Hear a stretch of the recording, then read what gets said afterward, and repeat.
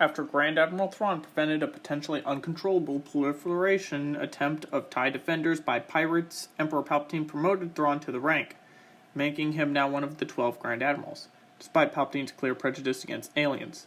Thrawn was then tasked to hunt down and destroy the rogue Grand Admiral Zaarin, who Thrawn had replaced. Thrawn then found Zaarin, who was last seen in the Semag system, and was planning on escaping to the unknown regions. Believing that he could use the regions to amass new forces and rally more armies to his cause, Thrawn had multiple probes to locate anything interesting, assigning his best pilot, Marek Steele, who had helped him on numerous tours of duty, and had proven to be the most valuable asset, and as a leader who would be of much importance in Thrawn's new campaign. Steele was placed in command of Captain Kustin, another handpicked officer for his bravery, and who had commanded his own Imperial-class Star Destroyer.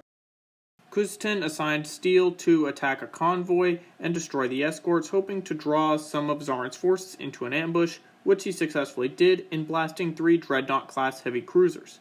Despite the obvious risks of such an attack, Captain Kustin elected to launch an immediate surprise assault upon the base and wipe out the traitorous forces there, without notifying Grand Admiral Thrawn of his intent.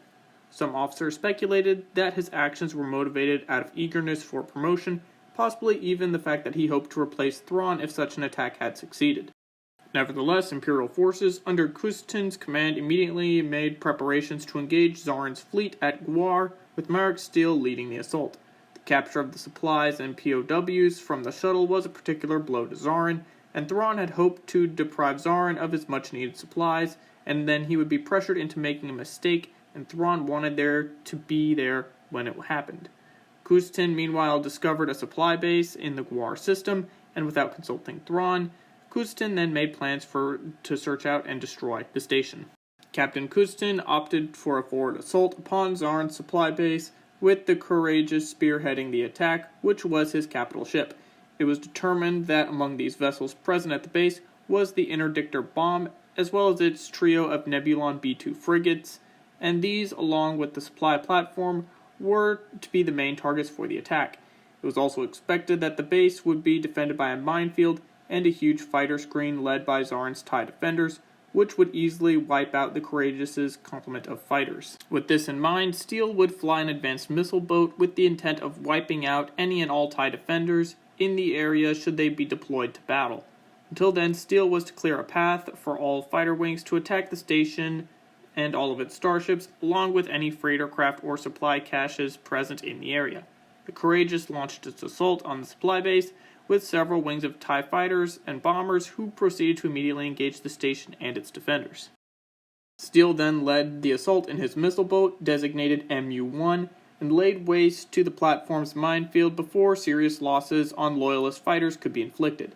The Imperial Loyalists then proceeded with their assault on the bomb, which Steele knocked out its warhead launcher ahead of his allies. 2 frigates were already maintaining patrol around the base's perimeter and fired upon the Imperial forces that were approaching them.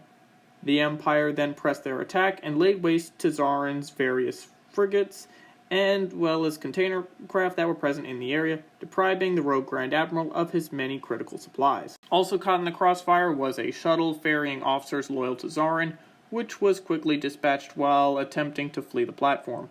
Fighters and bombers held off Zaarin's waves of shielded TIE interceptors, while Steele pressed his attack on the bomb and its accompanying frigates, eventually destroying all starships present with a barrage of heavy rockets.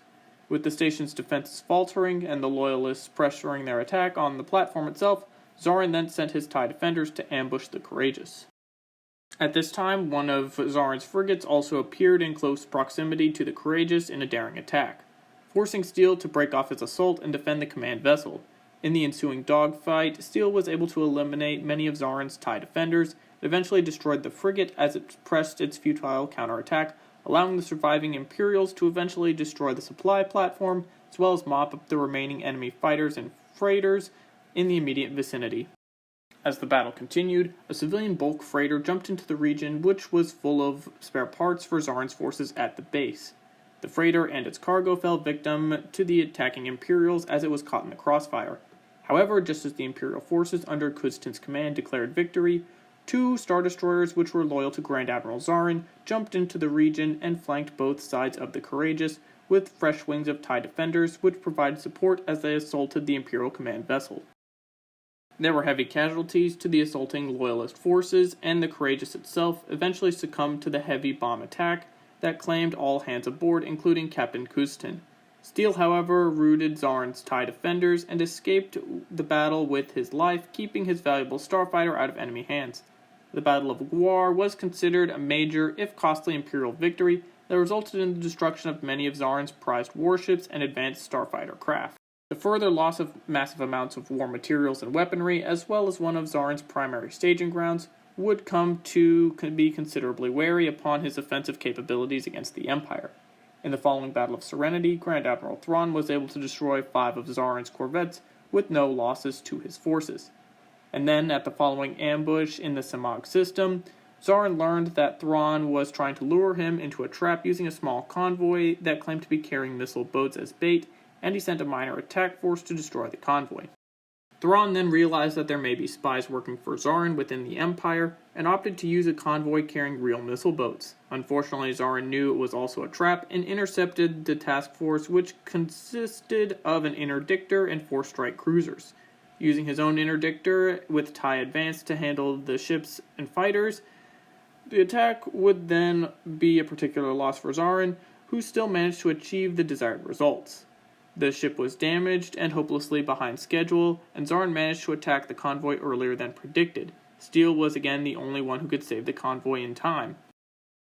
During this attack, Zaarin would suffer severe casualties, where only his flagship escaped compared to light Imperial losses. However, Zaarin's next target was the Vornix Project base. The Vornix Project had an ultimate goal to create a cloaking device that could be fitted onto Imperial starfighters, and had previously only been known to Emperor Palpatine, Zaarin, and the project staff, which caused speculation that spies working for Zaarin were feeding him crucial information about what was happening within the Empire. During Zaarin's attack, the facility was damaged, but remained intact.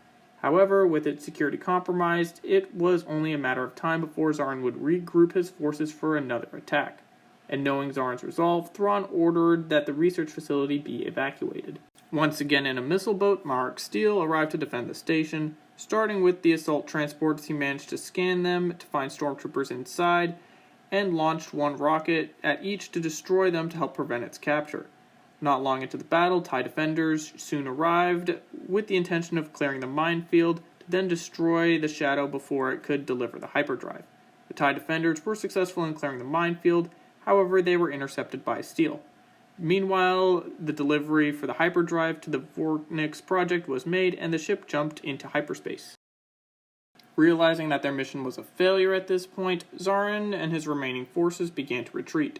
After stopping any remaining TIE defenders from jumping to hyperspace, Steele managed to scan the cruisers despite their heavy laser fire, and assisted the escort transports that were engaging the cruisers by launching all of his remaining warheads. Although he managed to destroy one of the cruisers, he then ran out. A combat utility vehicle called Reload arrived to resupply him with missiles, and Steele ordered this craft as he flew safely in a distance away from the ships. While it was reloading, 3 rebel B-Wings then arrived to attack the station, because why not?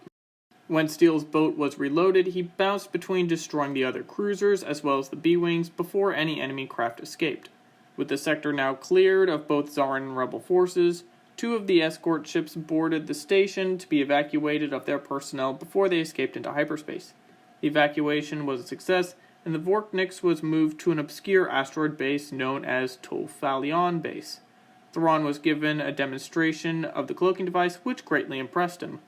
The Grand Admiral then inquired on the progress of the project to learn that there was a potentially catastrophic instability when using the device in conjunction with hyperspace engines. Thrawn then asked the staff to keep him informed of any progress, as he had plans for the device against the rogue Admiral Zaarin. The Empire would then defeat another Rebel Alliance task force as they prepared to continue their campaign against Zaarin. And that is the end of Part 5. With only one more part to go, how long do you think Zaarin has left, and how much damage do you think he will do to Palpatine's Empire? Write in the comments, and thank you for watching.